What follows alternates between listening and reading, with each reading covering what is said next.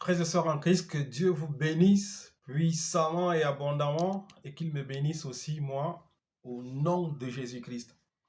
Frères et sœurs, une petite parole d'encouragement pour ceux qui sont malades, ceux qui souffrent, ceux qui ont des maladies graves, ceux dont même on a déjà donné des délais, qui vont mourir, ils ne pourront plus rien, ils ne pourront pas vivre.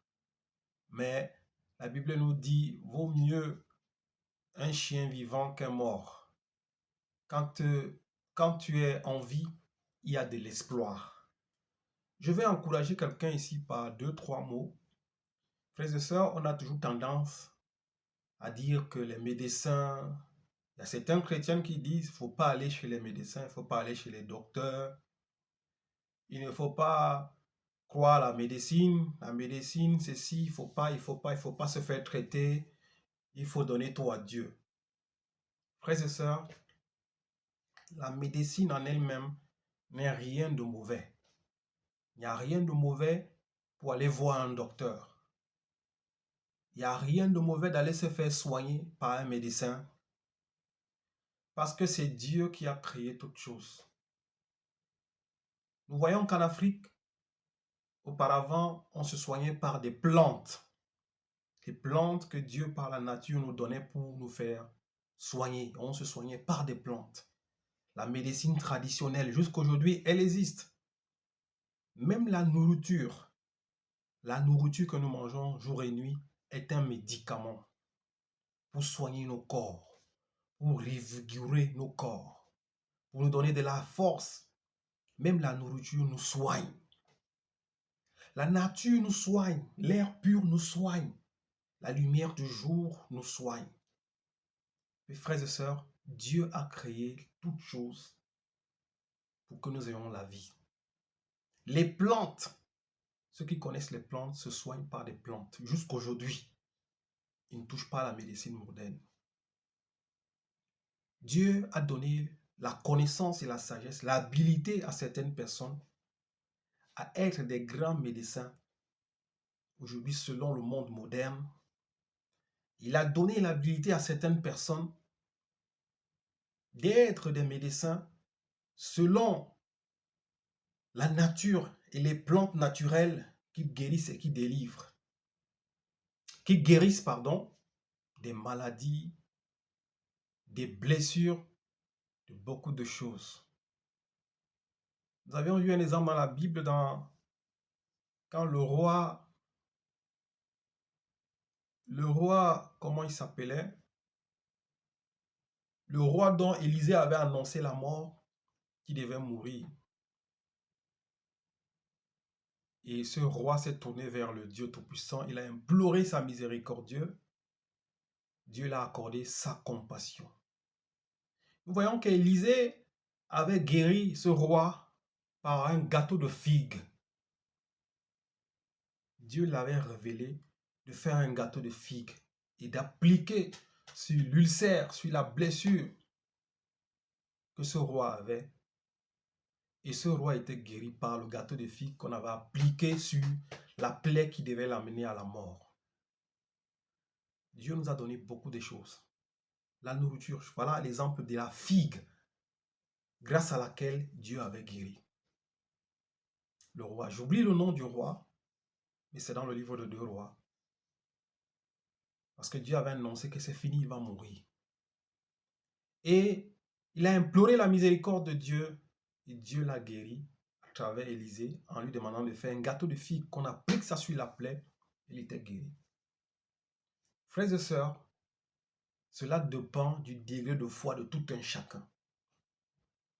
Si tu crois fermement en Dieu, comme Job n'était pas allé voir un médecin parce qu'il avait dit, je crois que mon Rédempteur se lèvera le dernier et son Rédempteur s'est levé le dernier. Nous voyons que même dans le ministère du Seigneur Jésus-Christ, Luc, le frère Luc, était un médecin qui accompagnait l'apôtre Paul. Frères et sœurs, la médecine en soi n'est pas mauvaise. Mais il y a une chose, c'est Dieu qui décide pour la vie de tout un chacun. La médecine n'est pas mauvaise, mais le dernier mot est entre les mains de l'Éternel Dieu des armées. Celui qui veut se faire soigner par les médecins, qui suit son traitement, il se confie en son Dieu en disant à Dieu, Seigneur, bénis ce traitement afin que je guérisse. C'est la foi. Celui qui ne croit pas à la médecine et qui croit à la puissance de Dieu, il fait bien. Mais celui qui croit à la médecine, il peut se faire traiter par la médecine en s'appuyant sur son Dieu. Passant par ces médicaments, Dieu va me guérir. Tu peux guérir. Et celui qui ne croit pas complètement à la médecine et qui s'appuie sur son Dieu, il fait aussi bien.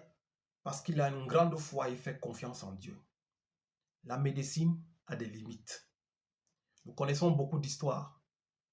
Des gens, des hommes, des femmes, dont la médecine a déclaré qu'ils mourraient en une semaine parce qu'il n'y avait plus rien à faire. Mais par la grâce de Dieu, Dieu a accordé la vie à ces hommes jusqu'aujourd'hui. Ils vivent. Pourquoi? Parce qu'il est le maître des temps et des circonstances. C'est lui qui a le pouvoir sur la mort et la vie. C'est la différence qu'il faut faire entre Dieu et les hommes. Tu peux aller te faire dépanner. Parce que moi, j'appelle les médecins, c'est les dépanneurs. C'est comme les garagistes. Un garagiste, il peut dépanner ta voiture. Ça dépend des pannes que tu as dans la voiture. Le corps humain est comme une voiture également. Je ne le compare pas à une voiture. Il peut avoir des pannes, des petites pannes que le médecin peut dépanner. C'est un truc qui peut structurer, c'est une chose qu'il peut faire. Mais quand cela dépend de la vie, c'est Dieu qui décide. Il ne faut pas qu'il y ait une nuance dans cela. Il ne faut pas qu'il y ait une nuance dans cela. La médecine existe, tu peux te faire soigner. Mais ce qui concerne la vie, la guérison, la délivrance totale, c'est l'Éternel Dieu des armées qui a le dernier mot. C'est lui qui tient la vie de tout un chacun comme une corde. S'il coupe, c'est fini. Frères et sœurs, il n'y a pas de débat dans cela. Que celui qui veut, qu'il croie, et celui qui ne veut pas, qu'il ne croie pas. Dieu est souverain. Dieu a créé tout un chacun avec sa durée de vie déterminée, chacun différemment. Quitte à nous maintenant d'avoir une bonne hygiène de vie, de faire attention à certaines choses mauvaises, de vivre sainement, essayer de nous préserver aussi des souillures du monde. C'est pour ça que certains vivent longtemps. Mais d'autres, à cause des excès, la mauvaise hygiène, la mauvaise façon de vivre, peuvent détruire le temple de Dieu. C'est pour ça que Dieu dit, si tu détruis le temple de Dieu, Dieu te détruira. Parce que Dieu t'a donné une durée de vie que tu dois vivre. Si tu ne l'atteins pas, si c'est toi qui as détruit cette vie, tu rendras compte. Frères et sœurs, les médecins sont comme des dépanneurs, c'est des garagistes. Mais le potier, l'artisan, celui qui a construit l'être que nous sommes, c'est l'Éternel Dieu des armées et c'est lui qui détient le souffle de tout un chacun. Les médecins peuvent tout faire. Si l'Éternel dit c'est fini, c'est fini. Les médecins peuvent aussi dire c'est fini. L'Éternel dit non, ce n'est pas fini. Beaucoup de cas, nous avions eu des témoignages où des médecins ont dit en 6 mois, terminé. Et ces hommes et ces femmes vivent jusqu'aujourd'hui parce que Dieu est grand et il est puissant. Seigneur Jésus-Christ, nous t'invitons à partager, à nous exhorter, à nous fortifier par cette parole, afin que ceux qui sont malades, Seigneur Dieu Tout-Puissant, par la puissance de ton esprit, qu'ils soient visités et qu'ils reçoivent la santé et la guérison.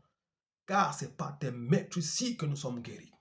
La Bible déclare, Père, tu as pris nos maladies et nos infirmités afin que nous ayons pleinement la vie. Père, que ceux qui sont malades reçoivent la vie, la guérison, la santé au nom de Jésus-Christ. Frères et sœurs, je veux te dire une chose. L'apôtre Paul dit, le royaume des cieux n'est pas seulement une histoire de parole, mais de puissance. La parole de Dieu, elle est puissante. Si tu crois en cette parole va te guérir. C'est la parole de Dieu. Si tu as foi en cette parole, il te sera fait selon ta foi. Tu seras guéri. même en prenant les médicaments, mais tu crois que ces médicaments, le Seigneur Jésus-Christ va bénir ces médicaments et ces médicaments vont me guérir. Il te sera fait selon ta foi. Mais je veux tout simplement qu'il n'y ait pas de nuance. Tu peux aller chez le docteur, tu peux te soigner avec les médicaments, mais crois que celui qui est capable d'enlever cette maladie en moi, c'est l'Éternel Dieu des armées. Parce que le monde et les médecins du monde, ils te soulagent. C'est des garagistes, ils te dépannent. On va te dire, tu as fait un AVC. Maintenant, tout ce qu'on peut faire pour garder ton rythme cardiaque, on va te soutenir avec des médicaments jusqu'à la fin. Tu as une tension artérielle, on ne peut plus la stabiliser. Tout ce qu'on peut faire, on va te donner les médicaments jusqu'à la fin. On va te bourrer des médicaments. Tu n'as pas le choix. Tu dois boire pour vivre. Mais laisse-moi te dire qu'il y a un homme qui est ressuscité le 3e jour, que la mort n'a pas pu supporter. Je dis la mort n'a pas pu le supporter. Cet homme est capable de changer ton système cardiaque. L'homme là est capable de changer ta pression artérielle. Il est capable de renouveler ton homme intérieur et te donner un homme nouveau. Cet homme, c'est le nom de Jésus-Christ qui sauve et qui délivre. Il n'y a pas de miracle à part lui. Lui qui t'a construit, lui qui t'a fabriqué. La Bible déclare, quand Dieu voulait donner une femme à Adam, il a poussé Adam dans un profond sommeil.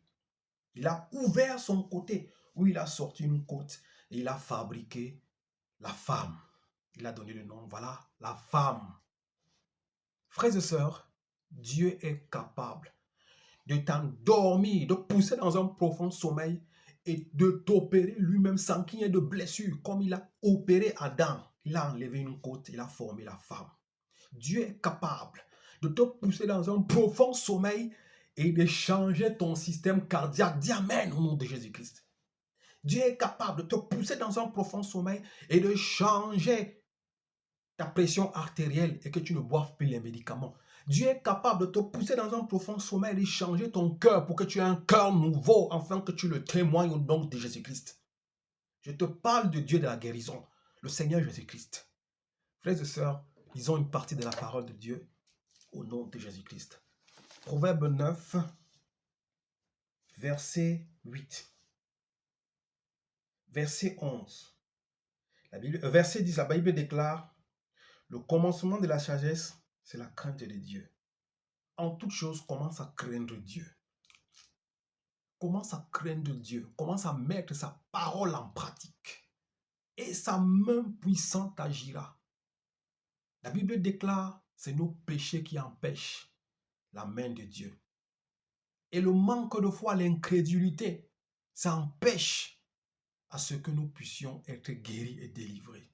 Chasse l'incrédulité. Commence à craindre Dieu. La parole de Dieu agira en toi au nom de Jésus-Christ. Il est écrit ici, oui, c'est grâce à moi que tes jours se multiplieront. Grâce à l'Éternel Dieu qui t'a créé. Oui, c'est grâce à moi que tes jours se multiplieront et que les années de ta vie augmenteront. Au 12, il dit, si tu es sage, tu l'es pour toi. Si tu es moqueur, tu supporteras les conséquences. Oui, c'est grâce à moi que tes jours se multiplieront et que les années de ta vie augmenteront. Dieu est capable de multiplier les jours de ta vie. Quand tous les médecins ont déclaré que c'est fini, Dieu multiplie les jours. On te dit tu as une semaine, mais Dieu va multiplier les jours de ta vie. On te dit dans 2 mois tu es mort. Dieu dit je vais augmenter les années de ta vie. Ô Seigneur, que ta grâce soit accordée à ceux qui sont malades, afin qu'ils témoignent ta grandeur et ta puissance. Je voulais te dire ce matin, mon frère, ma soeur, si on t'a dit que c'est fini, Jésus-Christ te dit ce matin, je peux encore faire quelque chose pour toi. Crois tout simplement, approche-toi sincèrement de Dieu. Appuie-toi sur lui. Même si tu bois les médicaments, il n'y a pas de problème, tu peux continuer à boire tes médicaments. Mais appuie-toi sur lui. Dis au Seigneur que j'en ai marre, je suis fatigué de boire les médicaments. Maintenant, je veux que tout cela s'arrête. Il va couper le lien de la maladie et tu recevras la guérison. On s'arrête là, frères et sœurs. Dieu est capable de multiplier les jours de ta vie. Il est capable d'augmenter les années de ta vie afin que tu témoignes sa grandeur. Que Dieu soit loué. Au nom de Jésus-Christ, Amen.